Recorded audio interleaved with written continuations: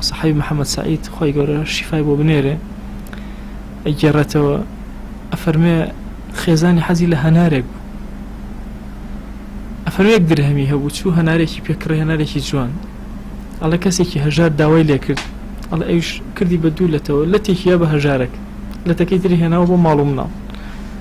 على اوني بينسو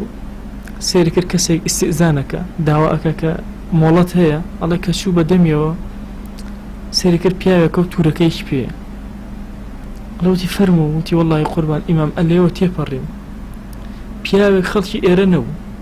جلكانش لجلي غريب ناسو تبو توزي بيونشت بجليكي زور جواني لبراو ام كي سهنا ريامي وتي بيه بامام على امامش دسي كر بجمردنا سيكل نو دانا تي كوا اويتريان على ايش كابراوتي امام وحي بوهات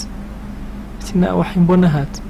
وعدي بيغمري خاص صلى الله عليه وسلم درويتيانية فرمت يك بدن نبي يك بنوبي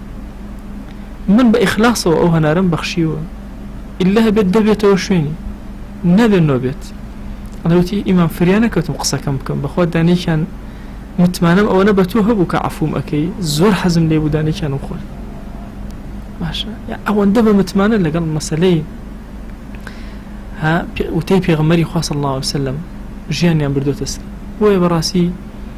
حكايتي بسرهاتي أو كساني كسخين هرشي باس كنك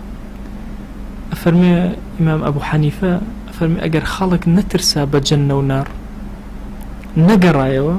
فوعظوهم بذكر الرجال وعظي خلق كان بشي باسي بيا وقورك باسي بيا وقورك لدلا زور دا أمزري منالي كي بتشوك بمنالي هندي مشاهدي بو إجاريته أبيت سجيكي زور قورة أخلاقي زور قورة لنا